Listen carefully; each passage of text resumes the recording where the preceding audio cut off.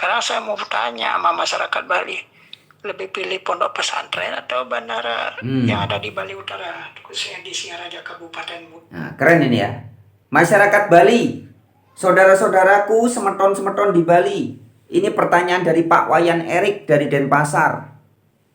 Ya, saudara kita orang Bali, Pak Wayan Erik dari Denpasar bertanya, saudara-saudara di Bali, mana lebih penting?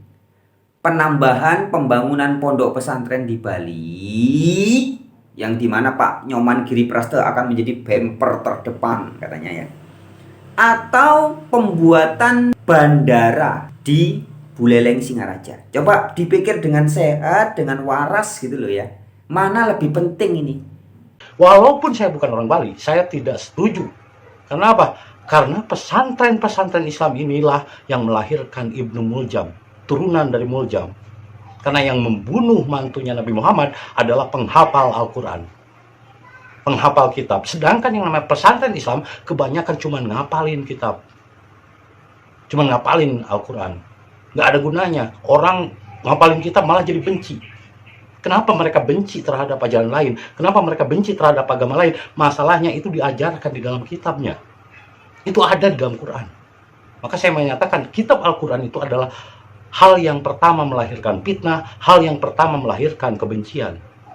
Karena Nabi Muhammad sama sekali tidak pernah menulis kitab.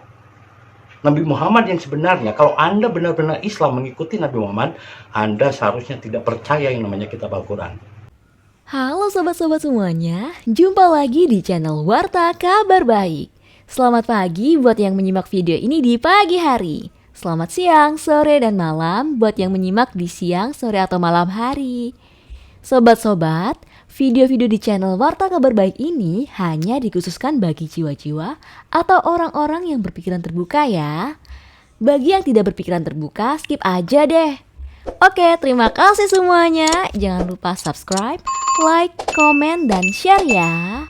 Rahayu Sagung Dumadi. Semoga segala makhluk yang sudah tercerahkan, tersadarkan, berbahagia.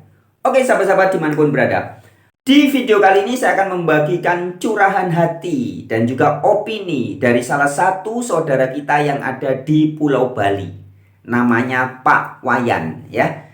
Jadi Pak Wayan ini memberikan saya pesan lewat WhatsApp ya, voice note. Yang pesannya katanya ingin disebarkan, disampaikan kepada seluruh masyarakat ya, seluruh Indonesia ya. Oke teman-teman ya, tanpa banyak bacot ya, without wasting time, tanpa nyanyiakan waktu, kita simak bareng-bareng ya. Ini ada beberapa hal yang baik, bagus ya teman. Ada membahas tentang, sorry ya, saya jadinya banyak bacot ya. Nggak apa-apa ya, sedikit ya, tak kasih pengantar ya. Jadi membahas tentang keberatannya terhadap rencana Pak Nyoman Giriprasta, ini sekarang menjadi wakil gubernur yang terpilih ya, Pak Man Giriprasta, yang katanya siap menjadi bemper terdepan pembangunan pendirian pesantren-pesantren di Bali. Nah, nanti dikritik nih sama Pak Wayan dari Bali. Kemudian juga ada menyinggung kebijakan Ibu Megawati dari PDIP Perjuangan ya, tentang rencana pembangunan bandara di Singaraja itu ya. Oke ya teman-teman, kita simak saja langsung ya, saya putarkan voice note-nya Pak Wayan dari Bali. Salam kenal buat Bang Pran dari aku, Erik di Denpasar, Bali. Halo Bang Pran, apa kabar? Aku senang dengerin Warta Kabar Baik karena wah, infonya benar-benar bagus ya kedengarannya. Terima kasih ya Pak Wayan Erik ya, panggilannya Bapak Erik ya, Pak Wayan Erik di Denpasar. Oke. Juga mengatakan terima kasih atas channel Warta Kabar Baik. Wah, saya yang terima kasih balik Pak ya. Oke, lanjut. Bang Pran, ya walaupun Bang Pran bukan asal dari Bali tapi peduli dengan Bali. Semua terima kasih ya, kita memang harus lawan yang model-model gini Pak Pran. Ya, emang seperti apa yang Pak Pran katakan, tidak perlu yang namanya ada pondok pesantren di Bali, karena yang diperlukan sekarang adat istiadat, tamu yang tertarik ke sini ya, adat istiadat dan budaya yang disuka. Kalau sampai ada pondok pesantren ya, kamu akan berlari ke Thailand Pak Fran. Ya, jadi ini menanggapi tentang keberatannya rencana mau nambah pondok pesantren di Bali. Pondok pesantren di Bali ini sebenarnya sudah cukup banyak teman-teman. banyak, sudah cukup ya. Jadi tidak perlu ditambah lagi ya. Ini juga diharapkan oleh Pak Wayan ini. Oke, lanjut, kita lanjut dulu ya Pak Wayan. Oh ya, tadi tempat disinggung bahwa katanya meskipun, terima kasih ya, meskipun saya Franz Donald, channel Warta Kabar Baik, bukan berasal dari Bali ya. Oke teman-teman, betul ya. Tetapi memang begini teman-teman, secara spiritual, karena saya penganut ajaran Jawa ya, Nusantara Jawa ya, semua itu ada maknanya, kata-kata itu. Seperti kata Bali ya. Bali itu berasal dari kata kembali. Nah, jadi Pulau Bali. Memang menariknya, Pulau Bali ini sebagai pusat spiritual, banyak orang berbagai dari mancanegara ya, dari luar negeri, yang mendapat pencerahan ketika berada di Pulau Bali. Nah, jadi secara simbol spiritual ini memang pulaunya orang-orang untuk Bali, arti untuk kembali. Maksudnya apa? Kembali sadar, sadar jati dirinya. Kalau orang Jawa bilang, ngerti sangkan paraning dumadi. Sangkan itu dari mana jiwa raga ini berasal, untuk apa dihadirkan oleh semesta, dan kemana akan bali, kemana akan kembali. Nah, banyak orang mendapat pencerahan atau kesadaran itu terbangkitkan ketika berada di Pulau Bali ya. Bukan berarti di negara atau di pulau di daerah lainnya tidak, enggak ya, bukan ya. Tetapi ini menjadi suatu simbol spiritualitas, kembalinya orang mencapai kesadaran. Nah, Pulau Bali. Oke, nanti saya jadi banyak bacot ya. Lanjut. Halo Bang Pran, aku suka dengan Warta Kabar Baik selalu menampilkan ya video-video yang mencerdaskan masyarakat ya. Kalau menurut aku sih ini aku setuju nih apa yang Bang Pran katakan. Seharusnya hal-hal begini jangan dibiarkan. Kita harus lawan. Ya, terima Jangan kasih, Pak. perlu yang namanya pondok pesantren di Bali.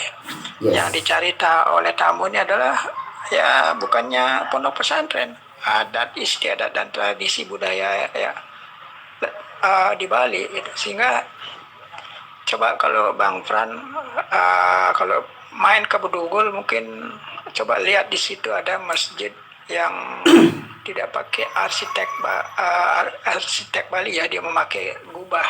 Ya, betul. Nah, coba Bang lihat kalau kapan Bang Pran jalan-jalan ke Bedugul, coba lihat di situ. Besar, masjidnya besar sekali, Ya. memakai gubah seperti Ya. arsitek Arab nih. Kenapa pejabat di Bali nggak ngeh tuh loh? Ya, nah ini menarik teman-teman ya. Menarik ini. Ini Pak, ini menariknya begini. Ini luar biasanya semesta nih teman-teman ya. Jadi ketika ini Pak Wayan Erik ini WA-nya kemarin ini. Voice note-nya kemarin. Dan kemudian dari beberapa yang disampaikan dia bilang coba lihat pergi kalau jalan-jalan ke Bedugul. Ada masjid dengan kubah yang corak timur tengah, tidak ada nuansa Balinya. Nah, menariknya teman-teman apa? Pada saat Pak Wayan Erik ini memberikan saya voice note itu, dan voice note itu saya bacanya baru tadi malam ya. Tapi ternyata pada saat Bapak itu memberikan voice note itu adalah posisi saya sedang berada dekat banget dengan masjid itu. Ya, saya nginep di penginapan Hotel Pelangi, itu di jalan menuju ke Kebon Raya di Bedugul. Nah, itu dekat banget dengan masjid itu. Jadi kalau teman-teman mau ke arah Kebon Raya itu ada tulisan Kebon Raya. Nah, itu sebelah kiri itu ada masjid itu, masjid besar itu. Itu yang dimaksud oleh Bapak ini. Ya. Nah, jadi menariknya di situ teman-teman ya. Jadi ketika Bapak ini WA saya, voice note saya, kok pas posisi saya sedang ada di Bedugul juga dan berada dekat di masjid itu. Tapi saya tahunya baru tadi malam ketika saya mendengar voice note ini. Ya, jadi buat Pak Wayan Erik, sudah Pak, saya sudah tahu masjidnya. Memang itu coraknya timur tengah banget ya. Sip. Lanjut. Bang Pran, kenapa aku telepon nggak diangkat-angkat nih, lagi sibuk ya? Iya Pak. Ini yang aku suka. Ya, telepon nggak diangkat-angkat, mungkin saya lagi di jalan ya. Saya di jalan naik motor, ngebut. Wah, macetnya itu sampai di daerah Bringkit lah. Dari Kute, Legian, Bringkit macet Pak. Kemudian nanti ke arah Bedugul juga. Saya kalau naik motor tuh nggak biasa buka-buka telepon ya, nggak buka-buka HP ya. Kemudian saya ketika sudah ada acara di sana juga acaranya padat ya. Jadi nggak sempat ngangkat. Oke, lanjut Pak Wayan Erik. Dengerin warta kabar baik, terutama pagi-pagi. Cukup menarik. Wis. Menu-menu yang ditampilkan nih, aku suka yang menu model begini ya. Terima kasih Pak Nah, Wayan. kita harus lawan yang model-model begini Bang Pran. Jangan sampai ya hancur Indonesia. Siap. Mungkin Bang Pran masih ingat ya keruntuhan, kita belajar dari sejarah keruntuhan Majapahit Yes. beberapa tahun yang lalu, tepatnya 500 tahun yang lalu. Iya. Gimana keruntuhan Majapahit dikarenakan oleh masuknya Islam. Ya. Ketika mereka kecil ya ketika dia kecil masih lemah, menurut saja setelah dia besar dan kuat, dia barulah semua budaya diharamkan. Dan Perhatikan teman. sehingga Ini keren di nih. porak-porandakan Jawa ya, itu kita harus belajar dari keruntuhan. Ya, apa yang disampaikan Pak Wayan Erik ini fakta teman-teman ya, realitas ya. Jadi agama Islam ketika pertama kali datang ke Nusantara dulu, konon minta izin kepada Syekh Subakir, minta izin kepada Sabdo Palon. Ya, singkat cerita, bla bla bla bla, diizinkan, tapi dengan janji-janji. Sampai ngelanggar janji, maka setelah 500 tahun Sabdo Palon akan nagih janji. Dan itu sudah terjadi ya. Runtuhnya Majapahit sekitar 1478. Tapi kalau tahun Jawa itu tahun 1400 ya. Kodenya adalah Sirno Ilang Kertaning Bumi. Sirno Ilang Kertaning Bumi. Nah, angkanya bumi ini 1 simbol ya, simbol angka. Kertaning 4. Ilang 0, Sirno 0. Ya, jadi bacanya dari belakang. 1400 tahun 1400 ya, tahun Jawa. Itu runtuhnya Majapahit. Menurut catatan-catatan sejarah, itu karena salah satu sebab utamanya ya, adalah rusak akibat ajaran dari tanah Arab itu. Kira-kira begitu. Nah, kemudian tadi pesannya Pak Wayan Erik ini yang kita terima kasih ya, diingatkan bahwa memang agama bermerek Islam ini ketika masih sedikit tuh kayak baik gitu ya. Tapi sesudah mereka menjadi banyak, nah itu. Oke, kita ulangi dikit ya teman-teman yang narasi ini ya. Ini bagus nih. Ketika mereka kecil ya, ketika dia kecil masih lemah, menurut saja setelah dia besar dan kuat, dia barulah semua budaya diharamkan. Dan sehingga ya, ketika kecil baik nurut, tapi setelah besar budaya-budaya lain, budaya Nusantara, sesajen diharamkan ya. Budaya menghormati tanah, air, udara, matahari, logam, kayu dan sebagainya diharamkan. Haram ya. Ini fakta. Bahkan dimusrik-musrikan, budaya wayang ya, dimusrik-musrikan ya sama kelompoknya Khalid Basalamah ya. Dan banyak budaya-budaya lain, tradisi Nusantara lainnya yang diharamkan, dimusrik-musrikan ketika mereka sudah menjadi besar. Terima kasih Pak Wayan. Kita lanjut dulu. Porak-porandakan Jawa ya, itu kita harus belajar dari keruntuhan sejarah Majapahit. Kenapa? Giri Prasta nggak belajar dari keruntuhan Majapahit, hancurnya Majapahit karena Islam. Aku kira itu Bang Pran. Ya. Aku setuju yang dengan pendapat Pak Bang Pran. Ya, jadi tadi mengatakan bahwa Pak Giri Prasta apa nggak tahu ya? Kita belum tahu teman-teman. Mudah-mudahan Pak Giri Prasta suatu saat tahu dan paham. Ya, sejarah runtuhnya Majapahit salah satu faktor utamanya. Ya, selain di dalam memang sudah ada benih-benih perpecahan ya, biasa kerajaan ya. Persaingan antar jabatan dan sebagainya ya, sudah ada benih-benih perpecahan. Tapi ketika muncul ideologi baru yang merusak kesadaran ideologi Nusantara, hancur akhirnya Majapahit. Oke, sekarang dengerin lagi berikutnya. Ini voice note-nya ada banyak teman-teman ya. Terima kasih Bang Pran sudah ngebalas WA saya. Kalau saya telepon Bang Pran lagi sibuk nih. Kalau lagi sibuk nih, sorry mengganggu Bang Pram. Ya. Semoga Bang Pran sehat selalu, panjang umur. Kita terus suarakan ini. Ya, tadi bilang sorry mengganggu Bang Frans. Saya langsung jawab teman. Enggak mengganggu Pak. Pak Wayan Erik sedang memberi berkah sedang memberi edukasi juga ketika nanti video ini kita tampilkan ya. Pak Wayan Erik sedang memberikan opini yang sangat membangun ya. Dan buat saya pribadi di channel Warta Kabar Baik juga mendapat kesempatan untuk membuat satu konten video sekarang. Nah, jadi berkah Pak, Bapak tidak, bentuknya sepertinya mengganggu, tapi sebenarnya malah Pak Wayan Erik bukan sedang mengganggu saya. Tadi kan sorry sedang mengganggu, enggak, bukan sedang mengganggu, tapi justru memberi berkah kepada saya dan juga kepada warga Nusantara ya. Itu voice note itu diberikan setelah saya jawab begini. Rahayu, terima kasih ya. Saya sehari-hari banyak di sekitaran Kute, saya bilang gitu ya. Terus dibalas gitu. Oke, kita lanjut lagi teman-teman ya. Bang Pran, jangan sampai ya salah satu sampai contoh nyata di Jawa udah hancur budaya, ada semua diharamkan begitu saja. Bung Pran, Iya. Suksemo. Suksemo Wali. Bang Pran, terima kasih ya balasan WA-nya. Ya kapanpun bisa ngobrol. Bang Pran, viralkan WA saya ini di video biar semua orang cerdas. Bang Pran, Asik, jangan siap. sampai kita hancur.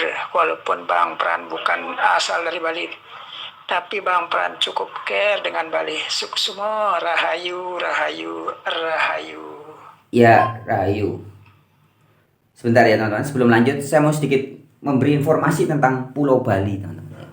Saya ini mendapat informasi dari seorang Jero Mangku ya. Jadi seorang tokoh sesepuh di Bali begitu ya, yang paham sejarah karena dia juga lulusan dari luar, sekolah di luar negeri, di Amerika, di Australia, dan kemudian sekarang menetap di Bali lagi ya. Ini tokoh ini sangat intelektual dan juga spiritualis ya.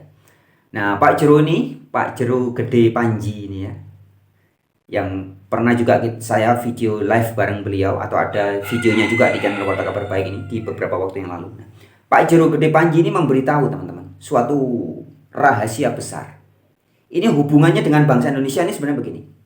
Jadi dulu singkatnya begini, Bung Karno, Presiden Republik Indonesia pertama, itu ada perjanjian dengan pihak asing. Saya tidak akan sebut ya. Bung Karno membuat perjanjian, dan yang dalam tanda kutip digadaikan itu adalah Pulau Bali. Nah, tetapi dalam perjanjian itu ada klausal yang sangat bagus. Ya, jadi intinya gini, jadi Pulau Bali ini digadaikan dan Indonesia mendapat dana banyak banget. Ya, banyak banget. Waktu itu hitungannya dolar ya, mungkin sekarang berapa ribu triliun begitu ya, dalam jangka waktu tertentu. Nah, tetapi dalam klausalnya itu dari pihak asing ini mengatakan begini, pokoknya jangan sampai Bali dirusak budaya dan tradisinya. Ya, jadi pihak asing ini justru ingin menjaga Bali. Oke, Bung Karno dengan pihak asing ini siap melakukan kerjasama, perjanjian, tetapi dengan syarat jangan Pulau Bali dirusak budaya dan tradisinya. Maka zamannya Bung Karno itu sempat ada kebijakan publik yang melarang pembangunan bangunan yang lebih tinggi dari pohon kelapa ya, untuk menghormati alam gitu ya, supaya alamnya tetap lebih nampak ya. Jangan dibangun bangunan tinggi, menjulang tinggi, jangan ya, itu dulu. Ini juga ada hubungannya dengan Hotel Grand Bali Beach yang di Sanur itu teman-teman ya. Grand Bali Beach yang di Sanur itu kan yang ada kamarnya Bung Karno itu. Ada 1, 2 atau 3 kamarnya Bung Karno ini. Ada yang di atas itu yang pernah tahun berapa itu terbakar, tuh satu hotel terbakar, itu kamar nggak terbakar. Itu dalam kondisi spiritual tempat pertemuannya Bung Karno dengan Kanjeng Ratu Kidul ya. Saya pernah ke situ dulu beberapa kali. Yang di bawah juga ada vilanya itu. Jadi di Grand Bali Beach ada vilanya Bung Karno itu juga. Nah, ini semua terjadi karena ada hubungannya dengan budaya tradisi Bali itu. Jadi ada perjanjian Bung Karno dalam tanda kutip ya, ini dalam tanda kutip, menggadaikan Bali untuk pembangunan Nusantara dari Sabang sampai Merauke. Jadi dengan kata lain begini, Anda, saya, siapapun kita yang lahir di bumi Nusantara sampai sekarang, sejak zaman Bung Karno itu sampai sekarang, kita memiliki dalam tanda kutip hutang budi, hutang terhadap Pulau Bali. Karena pembangunan yang kemudian dilanjutkan oleh Pak Harto, Bapak Pembangunan Indonesia, Bapak Pembangunan Nasional, bisa membangun jalan di mana Sumatera, jalan di Pulau Jawa, membangun ini itu di Kalimantan, membangun di Sulawesi dan sebagainya. Itu uangnya, ya, itu pinjaman dengan menggadaikan Pulau Bali. Pulau Bali ini kecil, ya. Tetapi karena kelihayannya Bung Karno bisa bekerja sama dengan pihak asing itu dan mendapat gelontoran banyak banget dana untuk membangun Nusantara sampai sekarang. Nah, jadi ini penting ya Pak Wayan Erik. Ketika saya mendengar itu saya benar-benar terenyuh dan saya sempat meneteskan air mata ya. Bali. Saya sekarang bisa menikmati jalan-jalan di Jawa, menikmati fasilitas fasum ya, fasilitas umum di Sumatera. Anda yang tinggal di Kalimantan, di Sulawesi, jangan lupa sedikit banyak ada jasa Pulau Bali. Nah, itu yang penting. Oke, itu aja. Lanjut. Berarti Bang Pran sudah lama tinggal di Kuta ya. Wah, selamat Bang Pran. Pokoknya saya selalu berdoa buat Bang Pran sehat selalu, sama keluarga juga. Yang penting Bang Pran harus waspada karena sering menyuarakan ini, orang kan pasti banyak yang benci ya. Kalau memang Tuhan mendaki, misalnya ada yang mengancam orang membunuh ya, kalau memang Tuhan menghendaki ya lebih baik kita berjuang ya daripada tidak berjuang sama sekali ya. Saya kira Ya, betul Pak. Tuhan pasti akan selalu melindungi. Kalau orang yang benar akan selalu kelihatan ya, ibaratkan kebusukan nggak bisa ditutupi, kapanpun akan berbau kecuali Ya, kita pilek. Oh ya Bang Pran, kalau saya di udara memakai nama Erik, kalau saya Bali Pak Wayan. Oke, siap Pak Wayan Erik. Oh ya Bang Pran, kalau saya di udara bernama Erik, kalau di darat nama saya dipanggil Wayan, Pak Ya. Wayan. Oke. Lanjut ya teman-teman. Halo Bang Pran, apa kabar? Halo Bang Pran, apa kabar? Sudah bangun pagi? Sudah minum kopi? Asik. Jangan lupa kalau kopinya ditemenin pisang goreng Oh iya. marlebeng atau pisang goreng baru matang. Mantap. Ditemani sebuah koran. Yang penting Bang Pran, kita bersuara terus dan kita lawan terus. Siap, Pak Wayan. Biar jangan sampai yang namanya sejarah Nusantara hilang, hancur. Kita harus belajar dari keruntuhan kerajaan Majapahit ya. Mungkin Bang Pran pasti ingat tahu soal itu. Ya. Suksemo rahayu. Rahayu suksemo mawali ya. Terima kasih kembali. You're welcome ya. Nah, ini kemarin WA-nya saya jawab nih. Itu tadi voice note kemarin teman-teman. Maaf masih dibedugul di jalan. Nanti voice note-nya saya dengarkan. Gitu. Kemudian ngirim voice note lagi nih Pak Wayan Erik. Bang Pran, saya sekali lagi ingatkan ya, ketika kader PDIP calon wakil gubernur yang... Nah, ini sudah mulai membahas PDIP ya. Saya pribadi nggak ada urusan sama politik teman-teman ya. Tapi bagi orang banyak yang suka membahas politik ya, mungkin termasuk Pak Wayan ini. Dan memang kita nggak bisa lepas, dunia politik ini bisa mengubah peradaban kalau nggak benar ya. Oke, lanjut Pak Wayan.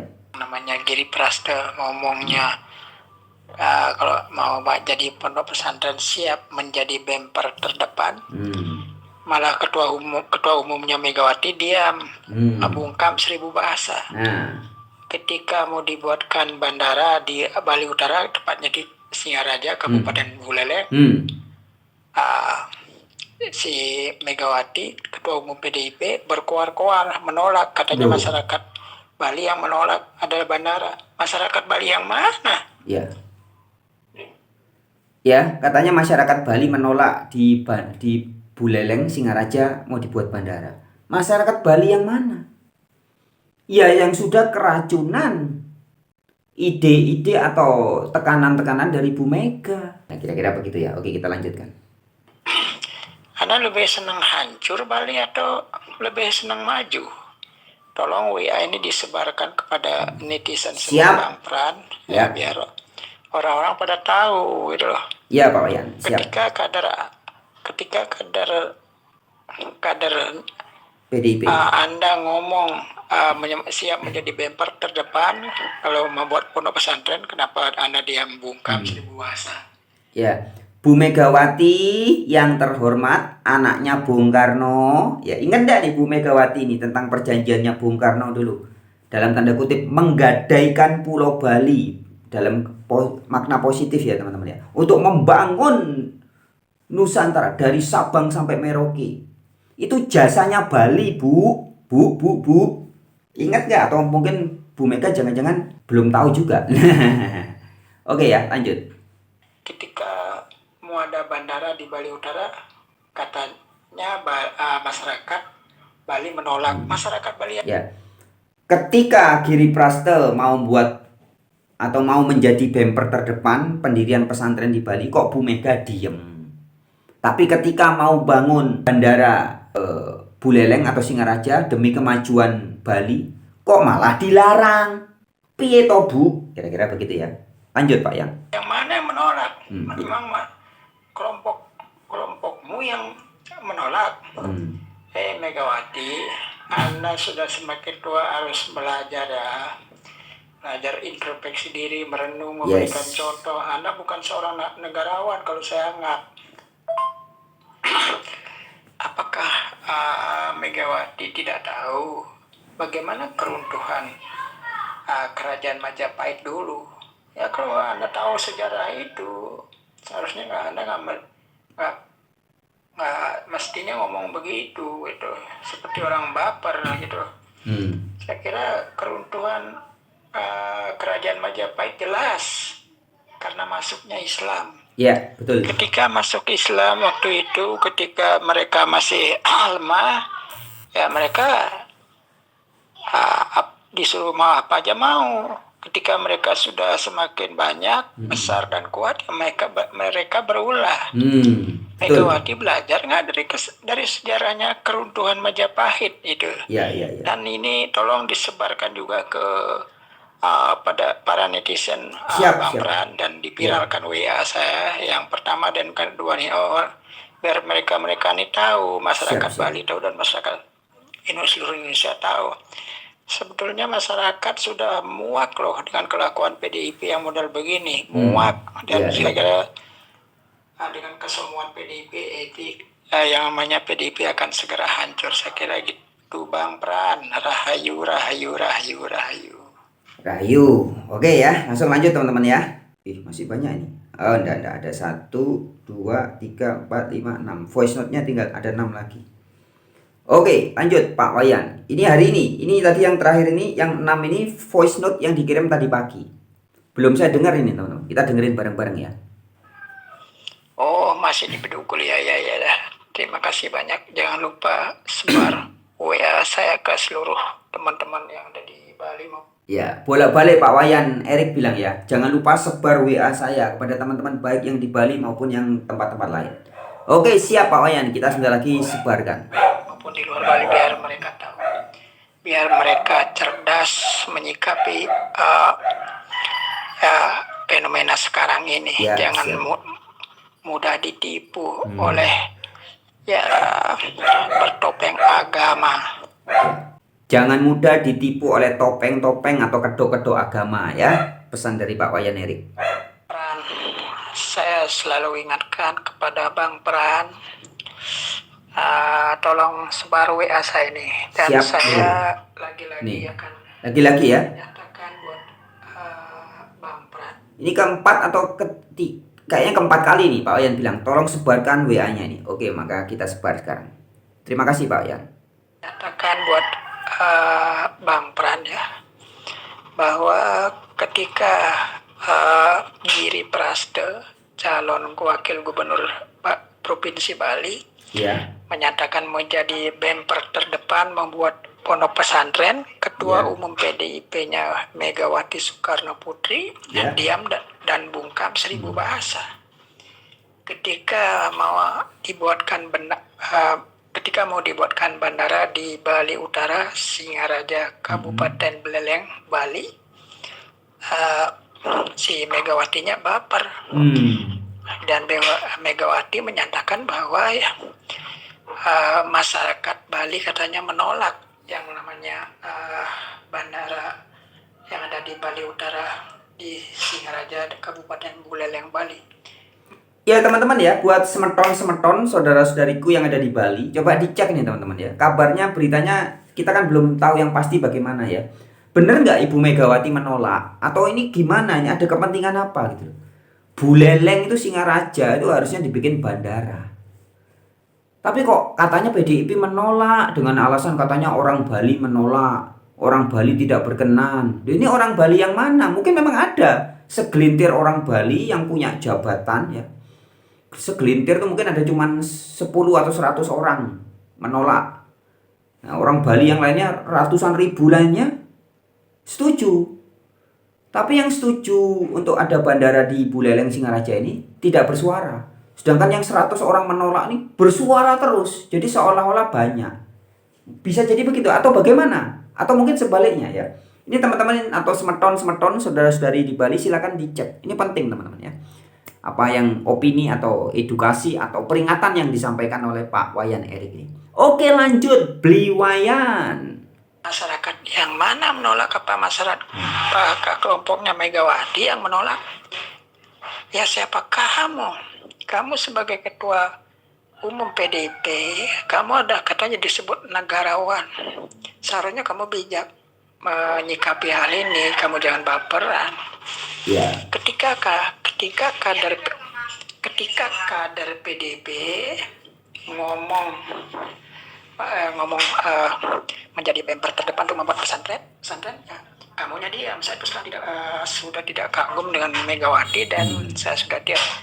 Bukan Megawati, bukan negarawan lagi. Megawati adalah seorang kadrun, itu aja. Buat Bang Pran jangan lupa disebarkan WA ini ke seluruh masyarakat di Bali maupun di luar Indonesia biar mereka pada tahu semua. Sebarkan WA-nya ini ke masyarakat di Bali, di luar Bali maupun di luar Indonesia kan, biar masyarakat tahu. Ya, oke, terima kasih ya Pak Wayan Erik. Lanjut. Tahu semua.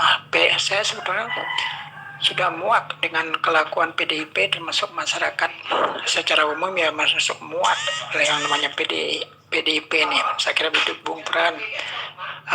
Rahayu.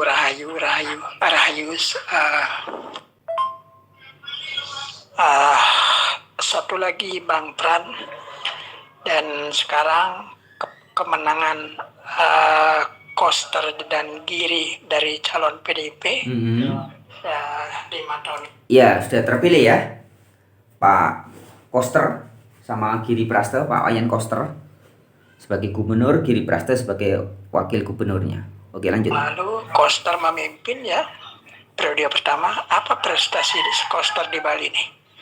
Saya kira masyarakat Bali ini kurang cerdas memilih manusia-manusia seperti Koster, Giri akan menginginkan Bali hancur kalau begitu gitu. Maka kita akan lawan terus untuk manusia. Saya 5 tahun dipimpin oleh Koster, apa prestasinya Koster? Bisa nggak menunjukkan prestasi untuk Koster ini sekarang? Apalagi sekarang dipilih kedua. Ini tentu masyarakat Bali terus terang aja tidak cerdas memilih pemimpinnya. Hanya dikasih sembako dan uang bensin nasi kotak, ya kita akan sengsara 5 tahun. Jangan mengeluh ketika ada apa-apa. Kalau seharusnya cerdaslah masyarakat Bali memilih. Sudah 5 tahun yang namanya Koster ini gagal. Apa prestasinya? Dan saya kira begitu, Bang Pran. Suksma Rahayu. Rahayu Suksma Muali. Dan ketika Koster dan Giri Praste menang untuk gubernur tahun 2024 sampai 2029, sampai Bandara Bali Utara tidak tidak berjalan untuk dengan mulus. Saya kira saya mengimbau untuk masyarakat Bali ya di demo dan turunkan paksa untuk Koster dan Bali. Saya kira itu yang penting. Sekarang saya mau tanya sama masyarakat Bali, lebih pilih pondok pesantren atau bandara yang ada di Bali Utara, khususnya di Singaraja Kabupaten Bud. Nah, keren ini ya. Masyarakat Bali, saudara-saudaraku semeton-semeton di Bali. Ini pertanyaan dari Pak Wayan Erik dari Denpasar. Ya, saudara kita orang Bali, Pak Wayan Erik dari Denpasar bertanya, saudara-saudara di Bali, mana lebih penting?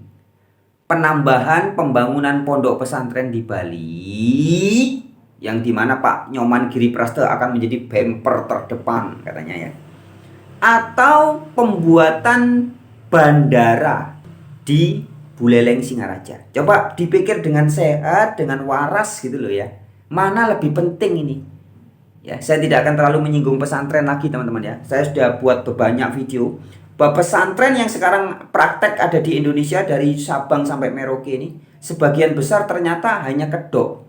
Mereka sebenarnya bukan mengajarkan keluhuran agama Islam yang sejati, bukan, tetapi mengajarkan ajaran Arabisasi berkedok agama Islam.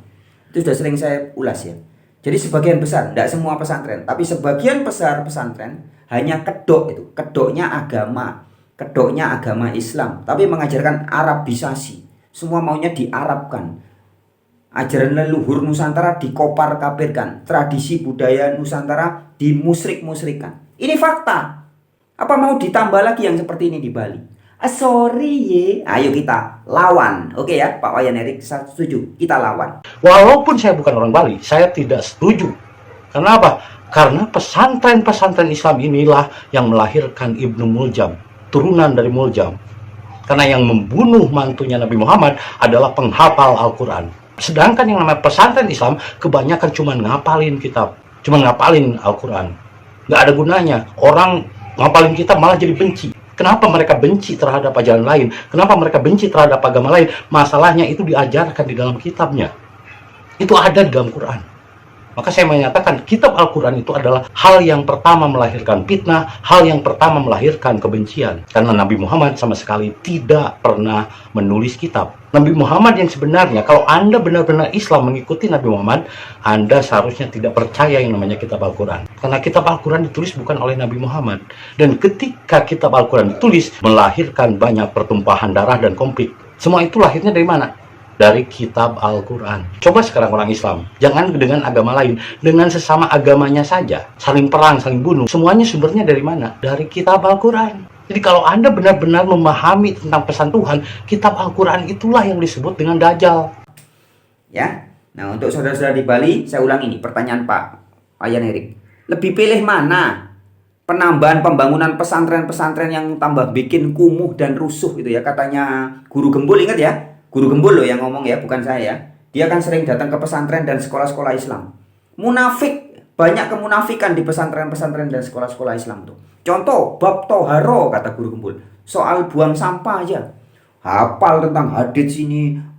Dilarang buang sampah, menjaga kebersihan. Tuh lihat di dalam kelas, sampah berserakan di mana-mana. Gitu kata Guru Gembul. Beda dengan sekolah lain yang non Muslim. Ya, tidak perlu ada tulisan jangan buang sampah, tidak perlu, tapi kelas-kelasnya bersih. Nah, ini baru satu contoh. Ya. Nah, pesantren-pesantren mencetak orang-orang yang memang munafik. Cerita tentang Al-Quran menghafal aja, katanya Bang Herman sampai apa? Ya, menghafal ini salah satu tingkat pendidikan yang paling rendah. Kecerdasan paling rendah itu menghafal toh, tapi tidak ngerti praktek, ya, dan sebagainya. Itu sudah kita ulas. Nah, hari ini kita diingatkan lagi oleh Pak Wayan Erik ini, teman-teman. Oke, kita ulangi sedikit lah. Tidak tidak berjalan untuk dengan mulus. Saya kira saya mengimbau untuk masyarakat Bali ya di demo dan turunkan paksa untuk Koster dan Bali. Saya kira itu yang penting. Sekarang saya mau bertanya sama masyarakat. Nah, ini perhatikan teman-teman, perhatikan. Pondok pesantren atau bandara yang ada di Bali Utara? Lebih pilih pondok pesantren ditambahi di sana atau pembangunan bandara di Bali Utara? khususnya di Singaraja Kabupaten Buleleng. Itu aja sekarang. Kalau pondok pesantren sudah nggak dibutuhkan, Yes. tidak perlu ada pondok pesantren. Nggak butuh. Kalau ada pondok pesantren siap sih. Bali tidak butuh penambahan pondok pesantren. Saya sepakat dalam hal ini dengan Pak Wayan ya. Jadi nanti kalau ada orang atau ustadz atau ulama atau kiai yang berani debat terbuka dengan saya, catat nomor WA saya 08191 47 43 418. Ya, meskipun saya sudah sering buat videonya, tapi saya siap. Ayo ustadz-ustadz, ulama-ulama, kiai-kiai yang mau datang ke Bali bikin pondok pesantren, berani nggak debat terbuka dengan saya? Saya buktikan bahwa ajaranmu tentang Tuhan, Tuhannya palsu. Tuhan kalian tidak sama dengan Tuhan yang diberitakan Al-Quranul Karim. Anda cerita tentang agama Islam juga, saya buktikan. Agama Islam yang kalian sebarkan ya di Nusantara selama ini, selama 500 tahun lebih ini, tidak sesuai dengan ajaran Al-Quranul Karim. Wah iya kon. Ya berani? Sekali lagi jangan lupa WA saya. Ayo kita debat terbuka. 08191 47 43 418. Saya tunggu ya Pak Yai, Pak Ustadz yang coba-coba mau nambahin pesantren di Bali atau yang sudah mengajar pesantren di Bali. Kalau berani, ayo kita debat sama saya. Oke? Lanjut. Bali akan hancur seperti sejarah keruntuhan Kerajaan Majapahit Ya. 500 tahun yang lalu. Ingat itu masyarakat Bali. Jangan Anda dibelikan jangan hanya menerima sembako lalu menerima uang, nasi kotak Anda korbankan Bali Anda. Selama ini selalu ngomong ajak Bali. Nah, sekarang kalau sampai yang namanya bandara di Bali Utara ini di Singaraja Kabupaten Buleleng tidak jadi, kita turunkan rame-rame koster dan giri gitu. Kita harus tekan, kita harus turunkan karena penting ada bandara utara, karena yang di selatan sudah macet banget gitu loh. Kita harus turunkan. Jangan masyarakat Bali ini ya terlalu baik gitu, terlalu toleransi. Coba lihat tuh Bang Pran, kalau Anda kan ke Bedugul, perhatikan di situ ada sebuah masjid yang cukup besar. Yes. Bukan memakai arsitektur Bali, Ya. dia memakai arsitektur Arab. Itu ada Ya. kubah di situ. Betul. Coba Bang Pran kalau lewat Bedugul tuh lihat baik-baik masjid itu gitu lah. Ya. Ada kubah, seharusnya ada. Ya, dan saya sudah ke sana kemarin ya, saya sudah lihat, bahkan saya sempat tinggal di hotel Pelangi namanya, hotel atau homestay itu dekatnya jalan ke arah Kebun Raya, jalan kaki ke Kebun Raya itu dekat. Nah, masjidnya itu pas dekat perempatan itu. Ya, sebelah kiri, betul. Masjidnya sama sekali tidak ada gaya tradisi budaya Bali, nggak ada. Itu sudah Timur Tengah, sudah nggak enak dilihat ya. Dilihat itu sudah nggak enak, sudah suasananya sumpek gitu ya. Oke, lanjut Pak Yan. Arsitektur Bali. Kenapa nggak ngeh masyarakat Bali? Yang namanya pemerintah Bali Coastal ini juga udah banyak kasus. Saya kira harus segera diselidiki kasusnya nih. Saya harus turunkan nih satu strang sebagai provokator. Jangan lupa sebarkan WA saya ini Siap. ke masyarakat seluruh Indonesia. Bung Pran. Terima kasih banyak. Rahayu. Dan saya juga menghimbau ya Ketua PDP yang namanya Megawati, ya satu terang tidak hormat. Kamu sudah semakin tua, seharusnya introspeksi diri, merenung.